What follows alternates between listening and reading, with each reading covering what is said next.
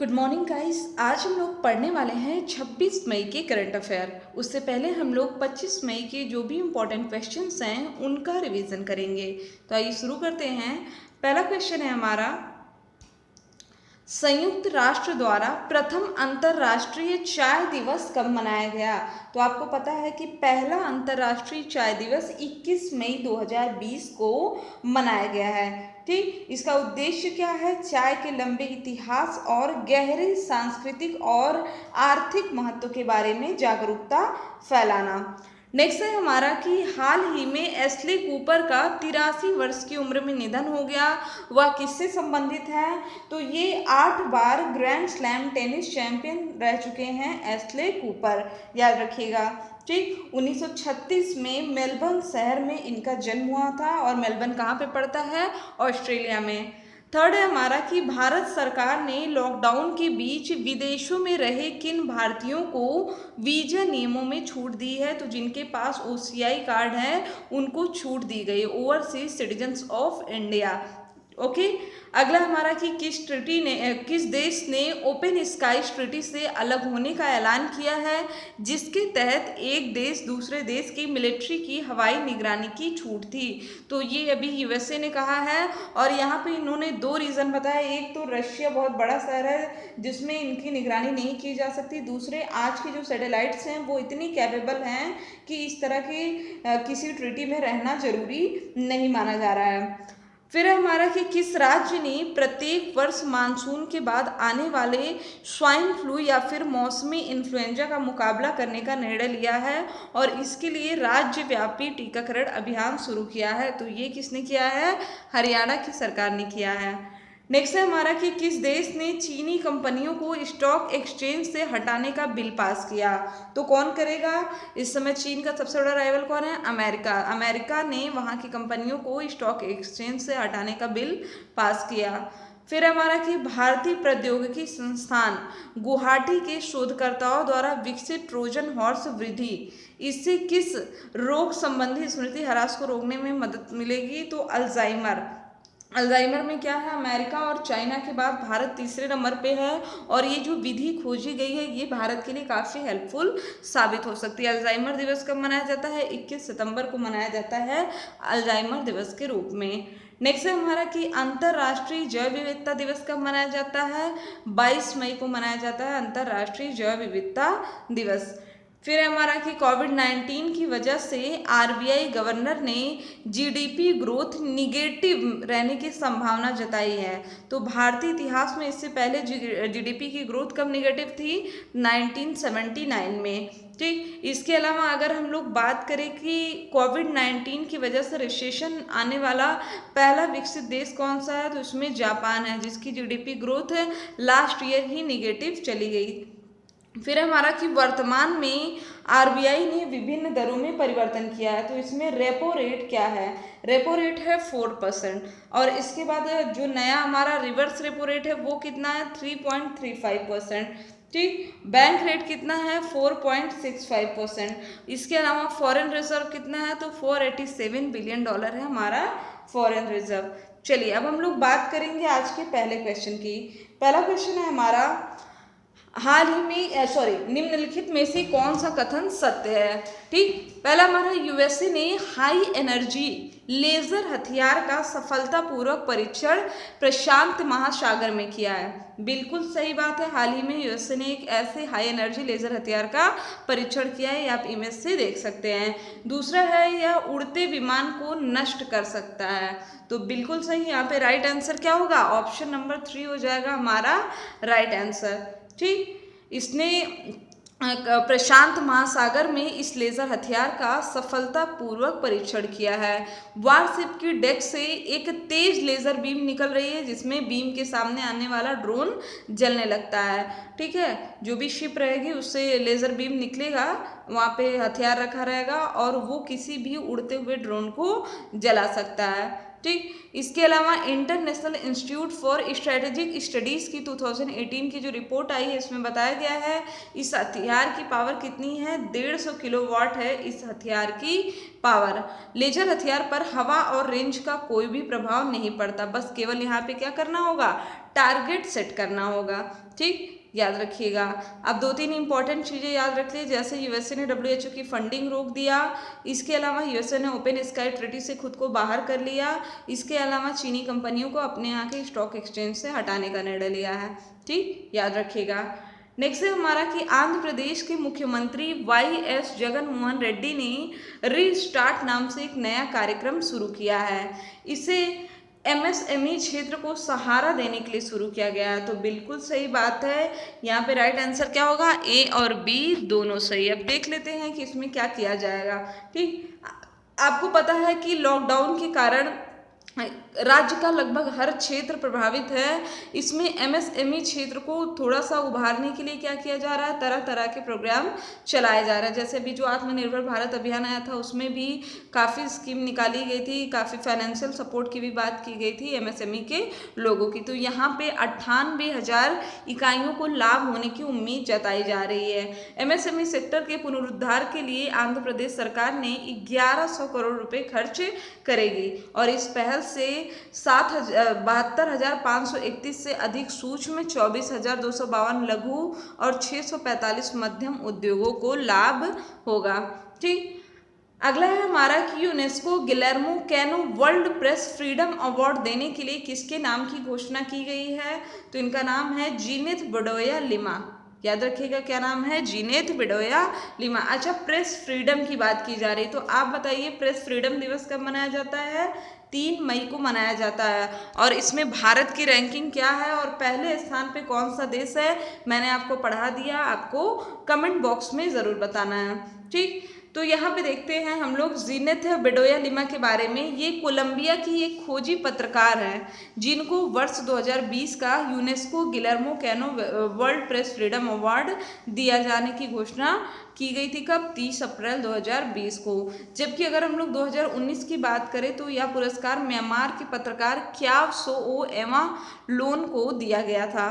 ठीक है, और वालोन को, यहाँ पे 2 लोग हैं, क्याव सो और वालोन, 2 लोगों को दिया गया था यह अवार्ड। अब यहाँ पे जीनेथ बेडोया लिमा की अगर बात करें तो इनकी जो रचनाएं होती हैं या देश में सशस्त्र संघर्ष और महिलाओं के खिलाफ यौन हिंसा पर केंद्रित होती हैं। इस पुरस्कार का नाम किसके नाम पे रखा गया है, कोलंबिया के पत्रकार गिलर्मो कैनो इसाजा के नाम पर रखा गया है, जिनकी 17 दिसंबर 1986 को कोलंबिया बोगोटा में उनके अखबार एल इंस्पेक्टडोर के कार्यालय के सामने हत्या कर दी गई थी। ठीक, और यह पुरस्कार किसी व्यक्ति या संस्था को दिया जाता है जिसने प्रेस स्वतंत्रता को बढ़ावा देने में अपना योगदान किया हो। अगला हमारा कि यूपी के मुख्यमंत्री योगी आदित्यनाथ ने प्रवासी कामगारों को रोजगार देने के लिए कौन सा आयोग बनाने की घोषणा किया है, तो यहाँ पे प्रवासी आयोग बनाने की घोषणा की गई है। ठीक है, कौन सा, प्रवासी। इसमें जो भी मजदूर हैं जो दूसरे राज्यों से आए हैं, जो भी प्रवासी, उनको काम दिलाने में ये काफ़ी हेल्प करेगा। यहाँ पे सभी मजदूरों की लिस्टिंग की जाएगी, फिर उनके स्किल की मैपिंग की जाएगी और सारा डेटा एकत्रित करने के बाद उनको उनकी स्किल के अनुरूप में जॉब दे दिया जाएगा। ठीक, और अगर हम लोग बात करें तो 23 लाख कामगार और श्रमिक अपने प्रदेश में वापस आ चुके हैं, उत्तर प्रदेश में। अगला है हमारा कि विश्व बैंक ने किसे एशिया में जलवायु परिवर्तन और आपदा प्रबंधन की जिम्मेदारी दिया है, तो इनका नाम है आभास झा। ठीक, याद रखिएगा, आभास झा को दिया गया है जलवायु परिवर्तन की जिम्मेदारी। वह अभी वर्ल्ड बैंक में अर्बन एवं डिजास्टर रिस्क मैनेजमेंट के प्रैक्टिस मैनेजर पद पर तैनात थे। अब नई जिम्मेदारी के तहत उनके अधिकार क्षेत्र में भारत, बांग्लादेश, पाकिस्तान, अफगानिस्तान, श्रीलंका, नेपाल और मालदीव शामिल हैं। उन्होंने 2001 में ज्वाइन किया था। इसके साथ साथ वो बांग्लादेश, भूटान, भारत और श्रीलंका के बैंक ऑफिस में एग्जीक्यूटिव डायरेक्टर रह चुके हैं। उन्होंने अमेरिका, कैरिबियन, यूरोप, मध्य एशिया और पूर्वी एशिया और प्रशांत क्षेत्रों में भी काम किया। मतलब अगर देखा जाए तो इनके पास बहुत ही ज़्यादा एक्सपीरियंस है। यहाँ पे कुछ और भी फैक्ट हैं, लाइक हो गया वर्ल्ड बैंक का नया मुख्य अर्थशास्त्री और उपाध्यक्ष किसे बनाया गया है, तो कार्मेन रेनहार्ट को। ठीक है, जो कि यहाँ पे जो फाइनेंशियल क्राइसिस एक्सपर्ट है, मैंने आपको बताया था कि ये अदर फैक्ट है। उसके बाद है हमारा कि वर्ल्ड बैंक के प्रेसिडेंट हैं डेविड मॉलपास, उन्होंने बताया है कि कोरोना की वजह से दुनिया भर में 6 करोड़ लोग बेहद गरीबी से प्रभावित होंगे। अब यहाँ पे देखिए, जिन लोगों ने अभी तक ऐप को इंस्टॉल नहीं किया वो ऐप को इंस्टॉल कर ले, और आप करंट अफेयर भी कई वे में वहाँ पे पढ़ सकते हैं। साथ ही साथ हर एग्ज़ाम का आपको प्रीवियस ईयर में मिल जाएगा, मॉक टेस्ट भी मिल जाएगा, और आप वीडियो क्लास भी देख सकते हैं। ओके, चलिए फिर हमारा कि ताइवान की राष्ट्रपति के तौर पर दूसरी बार किसने शपथ लिया है? तो शाई इंग वेन ने लिया है शपथ। पहला ऑप्शन हो जाएगा हमारा सही। देख लेते हैं इसके बारे में थोड़ा सा, ठीक है। तो ताइवान का आधिकारिक नाम क्या है? रिपब्लिक ऑफ चाइना, यहाँ से क्वेश्चन आ चुका है, ठीक है। और ये जो साई इंग वेन के शपथ ग्रहण में भारत की ओर से मीनाक्षी लेखी और राहुल कश्यप 2 सांसदों ने वर्चुअली हिस्सा लिया, मतलब वीडियो कॉल के जरिए, वीडियो कॉन्फ्रेंसिंग के जरिए इन्होंने हिस्सा लिया। यहाँ पे देखिए चीन ताइवान का मामला क्या है। देखिए ताइवान का आधिकारिक नाम है रिपब्लिक ऑफ चाइना, और चीन का आधिकारिक नाम क्या है? People Republic of China. ठीक, पहले ताइवान चीन का हिस्सा था, लेकिन जब चीन में सिविल वॉर हुआ तो चीन के बड़े हिस्से पर कम्युनिस्ट पार्टी का कब्जा होगा, और दूसरी पार्टी काविंगतान के पास रह गया ताइवान, जो उसी के बाद उसने ताइवान को खुद को अलग देश घोषित कर लिया।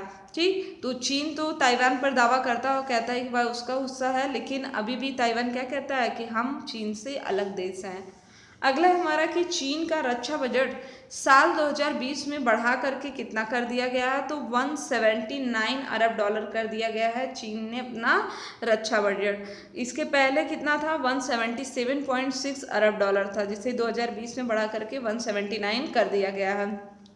दुनिया भर में डिफेंस रिलेटेड आंकड़ों पर नज़र रखने वाली संस्था है Stockholm International Peace Research Institute. इसके अनुसार चीन ने 2019 में अपना रक्षा खर्च कितना किया था? 232 डॉलर, जबकि यहाँ पे ऑफिशियल डेटा क्या है? 177 डॉलर। मतलब चीन अपने रक्षा बजट को छिपा के रखता है, गलत डेटा को साझा करता है। ऑफिशियली इसने कितना बताया था? 177 अरब डॉलर है। ठीक, और यहाँ पे अगर हम लोग सिप्री की एक रिपोर्ट आई थी कुछ टाइम पहले, trends in world military expenditure 2019, तो इसमें पहले स्थान पे अमेरिका था 732 अरब डॉलर के साथ, दूसरे स्थान पे चीन था 261 बिलियन डॉलर के साथ, तीसरे स्थान पे भारत था 71 बिलियन डॉलर के साथ। ठीक, याद रखिएगा इसको। अगला है हमारा कि research general nature climate change के अनुसार लॉकडाउन की वजह से दुनिया भर में कार्बन उत्सर्जन में कितने प्रतिशत की कमी आई है? तो कुल 17% की कमी आई है। और भी रिपोर्ट आया है जिसको हम लोग आगे देखेंगे। ठीक, तो यहाँ कार्बन डाइऑक्साइड के रोजाना होने वाले उत्सर्जन में 17% की कमी आई है। हालांकि वैज्ञानिकों का कहना है कि जैसे ही लॉकडाउन खुलेगा फिर हालात बदल जाएंगे। ठीक, लेकिन अगर देखा जाए तो यह सेकेंड वर्ल्ड वॉर के बाद कार्बन उत्सर्जन में सबसे बड़ी गिरावट है। अप्रैल में एक हफ्ते में अमेरिका ने अपने 1/3 कार्बन उत्सर्जन कम किया। विश्व के सबसे बड़े कार्बन उत्सर्जक ने फरवरी में कार्बन प्रदूषण में करीब 1/4 तक की कटौती किया। भारत यूरोप ने 26 और 27% की कटौती किया है। ठीक है, इसके अलावा और किसकी किसकी रिपोर्ट आई है कार्बन उत्सर्जन पे? तो यहाँ पे देखिए अंतर्राष्ट्रीय जलवायु और पर्यावरण अनुसंधान केंद्र नार्वे में अध्ययन किया, और इन्होंने बताया कि 2020 में कार्बन उत्सर्जन में अधिक गिरावट दर्ज की गई है वर्ष 2019 की तुलना में। उस समय कितनी गिरावट हुई है? तो 5% की कमी आई है। उसके बाद यहाँ पे है कि कार्बन ब्रीफ इन्होंने एक रिपोर्ट प्रदर्शित किया जिसमें बताया कि भारत में 40 वर्षों बाद कार्बन उत्सर्जन में कमी दर्ज की गई है। इसके अलावा आपको एक और इम्पॉर्टेंट पॉइंट है कि ओजोन छिद्र, आर्कटिक के ऊपर जो ओजोन छिद्र था सबसे बड़ा, वो बंद हो गया, लेकिन वो किसी लॉकडाउन के कारण नहीं बल्कि पोलर वॉर्टेक्स के कारण, वो जो कि एक ध्रुवीय भंवर है, इसकी वजह से वह होल बंद हो गया। ठीक है, यह ओजोन का सबसे बड़ा होल था। फिर एक रिपोर्ट आई थी नासा की कि उत्तर भारत में वायु प्रदूषण 20 साल के निचले स्तर पर पहुंच गया है। ठीक, अगला हमारा कि पीपीई किट बनाने वाला दुनिया का सबसे दूसरा बड़ा देश कौन सा है? तो ये है भारत। देख सकते हैं आप। और पीपीई किट आपको पता है कि इस समय हमारे हेल्थ वर्कर के लिए कितना ज़्यादा ज़रूरी है।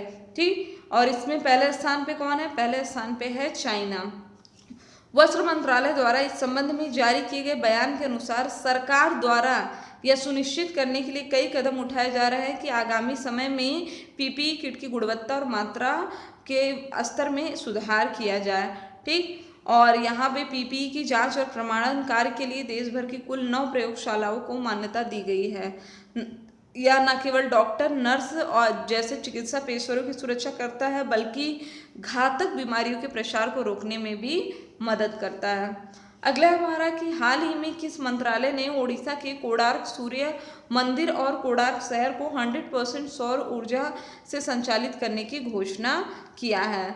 ठीक है, तो ये मैं आपको इसका आंसर बताऊं इससे पहले आप मुझे बताएंगे कि भारत का कौन सा ऐसा स्थान है जो कि पूरे तरीके से सौर ऊर्जा द्वारा संचालित है। ये आपके लिए क्वेश्चन है और आपको बताना है कमेंट बॉक्स में।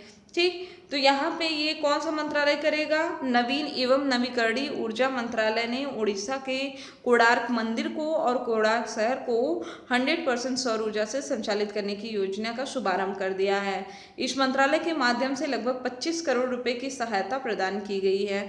ठीक, ऐतिहासिक रूप से महत्वपूर्ण ओडिशा के कोणार्क को सूर्य नगरी के रूप में विकसित करना है और सौर ऊर्जा के आधुनिक उपयोग, प्राचीन सूर्य मंदिर तथा सौर ऊर्जा के महत्व को बढ़ावा देना इसका उद्देश्य है। इसमें जो किया जाएगा, जो सोलर प्लांट लगाए जाएंगे वो कैसे लगाए जाएंगे? सौर वृक्ष के रूप में। ये कैसे होते हैं? जैसे नॉर्मल वृक्ष होते उसी तरह होंगे, लेकिन इनकी पत्तियों के रूप में सौर पैनल लगे होते हैं पत्तियों के रूप में। ठीक, तो इनकी शाखाएं किसकी बनी होंगी? धातु की, क्योंकि उनका लोड भी तो लेने। हम नॉर्मल ग्रीन वाली पत्ती पे अगर आप ले जाओगे सोलर पैनल लगाओगे तो कहाँ टिक पाएगा?